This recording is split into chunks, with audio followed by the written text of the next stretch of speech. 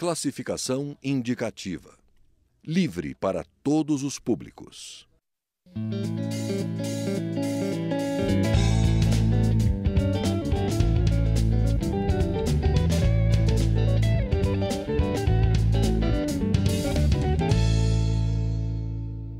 Olá!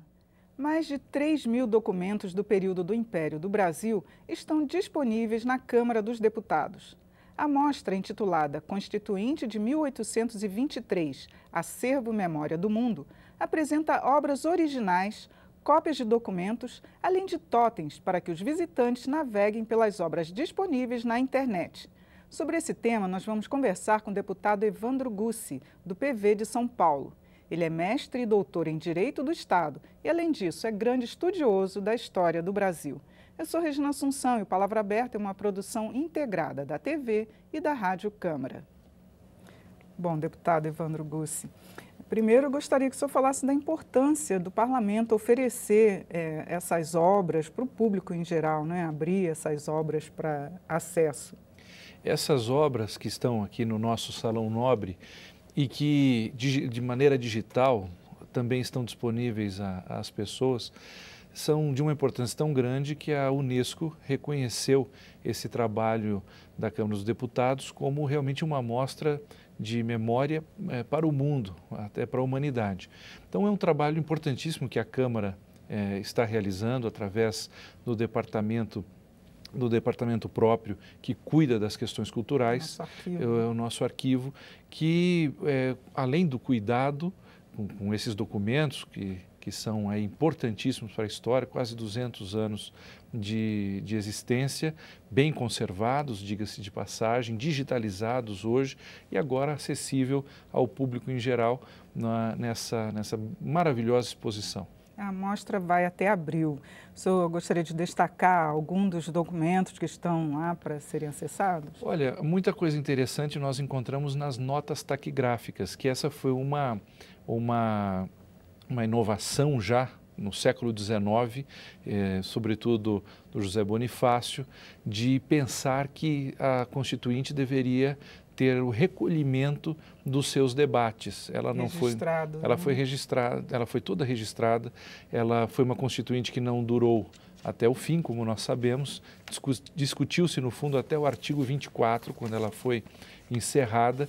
Mas o mais importante é que desse debate veio um material riquíssimo que depois foi aproveitado na Constituição de 1824, uma Constituição que revela traços importantíssimos da história política e jurídica brasileira, uma vez que era uma Constituição de um grau de inovação no sentido de direitos, de reconhecimento da liberdade, muito ímpar para o século XIX, mesmo comparando-se aos países europeus. Lembrou, inclusive, que ela mostra o início do nosso parlamento, né? Os primeiros registros do parlamento no Brasil. Né? Isso é uma coisa interessante. Existe um mito muito difundido no Brasil hoje de que nós somos uma democracia muito jovem, como se a democracia no Brasil tivesse começado apenas em 1988. Apesar dos sobressaltos, das dificuldades, e nós não podemos colocar isso, como se diz, embaixo do tapete, tivemos problemas no decorrer de toda a nossa história. A experiência da Constituinte de 1823 mostra que o aprendizado democrático no Brasil é uma coisa extremamente antiga. Se a gente for lembrar, nós tivemos eleições no Brasil, municipais, a primeira registrada em 1532. A Constituinte, por outro lado, revelou-se extremamente pródiga assim, em pautas que hoje são consideradas modernas e que nós já discutimos em 1823. Que exemplos o senhor citaria? Por exemplo, a Constituição de 24 e na Constituinte teve debate sobre direitos das mulheres, coisa que a gente está discutindo hoje.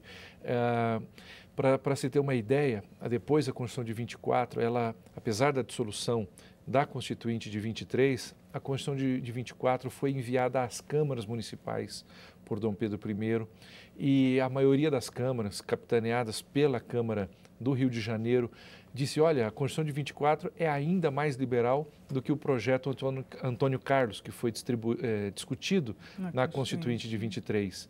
E as câmaras disseram, olha, nós queremos a aprovação imediata dessa Constituição de 24. e isso fruto muito em fruto da Constituinte de 23. Agora, tem também algumas curiosidades. A Constituinte de 23 ficou conhecida como Constituição da Mandioca. Queria que você explicasse para a gente qual o motivo. Isso foi um fato pitoresco pelo seguinte: havia, no século XIX, praticamente uma regra mundial do voto censitário, ou seja, para se poder votar ou para ser votado, a pessoa devia ter uma renda mínima para isso. Isso não era uma exclusividade brasileira, isso acontecia quase que no mundo todo. E o projeto Antônio Carlos, que foi o debatido na Constituinte de 23, ele, ao invés de trazer um valor financeiro para esse critério, para quem pudesse ser candidato ou eleitor, ele trazia o equivalente de alqueires de mandioca plantado, porque se fazia a farinha de mandioca, era um produto típico no Brasil. E por colocar como critério censitário a cultura de mandioca, ou os alqueires de mandioca, então ela foi considerada, ela foi chamada, assim, de maneira pitoresca, de Constituição da Mandioca. Agora, ela é uma das mais longas constituições, né, que conseguiu, quer dizer, a de 24, né, que conseguiu perpetuar até 1891. Aqui o senhor atribui um texto se manter por todo esse tempo, foi por causa da força do Império? Veja, esse é um tema muito interessante e hoje, na boa historiografia brasileira, quase que assim consensual.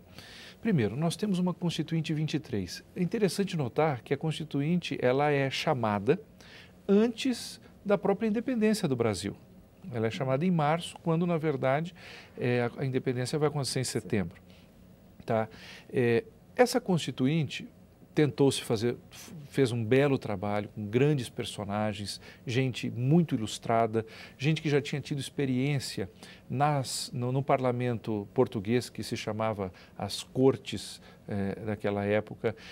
Todos têm um consenso que ali estava a nata intelectual e política do Brasil do século XIX, mas essa Constituinte ela foi muito, digamos assim, tumultuada.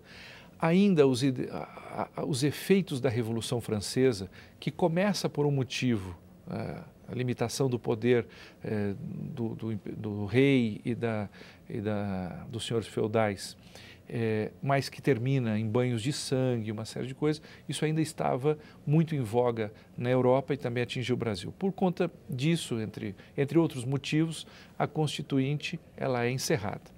Quando ela é encerrada, Dom Pedro I diz assim: eu vou oferecer uma Constituição ao Brasil 2 vezes, ele até diz duplicadamente, 2 vezes mais liberal do que o próprio projeto Antônio Carlos.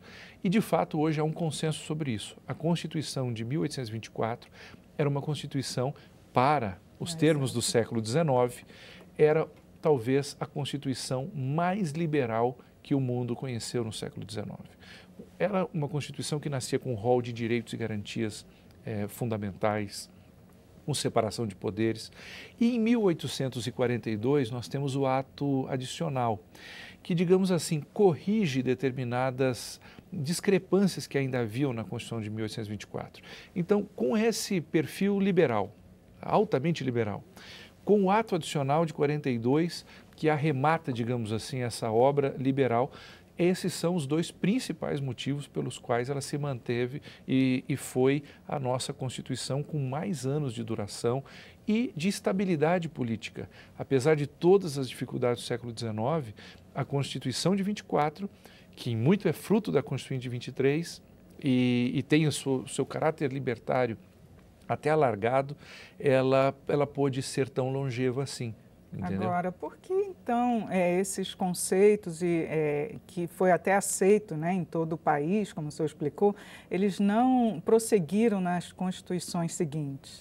Veja, em 1889, por vários motivos que nós não vamos ter tempo para dizer aqui, acho que isso inclusive vale uma análise mais acurada hoje, nós tivemos um rompimento da história brasileira e da ordem constitucional brasileira, tal qual o Brasil havia sido fundado. Proclamação da República. A Proclamação da República.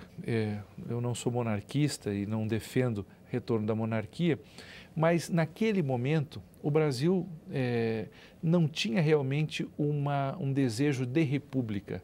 O que se queria era uma descentralização do poder político para as províncias, para que aqueles que detinham poder econômico também pudessem gozar de influência política. Sistema federativo. E aqui que já caminhava no Império para uma federação, né? Os grandes autores hoje reconhecem que o Império Brasileiro caminhava para uma federação. E, na verdade, na Proclamação da República, nós tivemos esses anseios. E não dá para não dizer que um dos grandes motivos também da Proclamação da República é que muita gente ficou descontente com a Lei Áurea.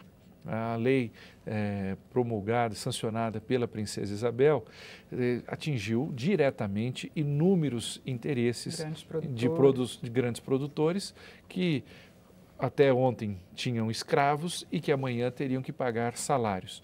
E essas pessoas não ficaram muito contentes com a Lei Áurea. E essa foi uma das grandes...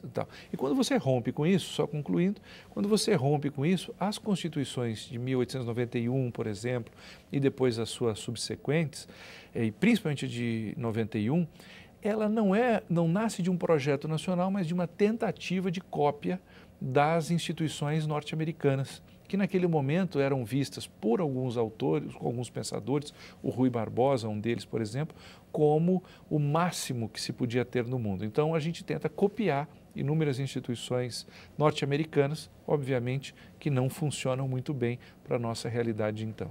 Com certeza. Deputado Evandro Gussi, muito obrigado por seus esclarecimentos aqui sobre a Constituinte de 1823, que está em exposição aqui na Câmara dos Deputados. Eu que agradeço, é uma grande alegria estar aqui para falar de um tema tão importante.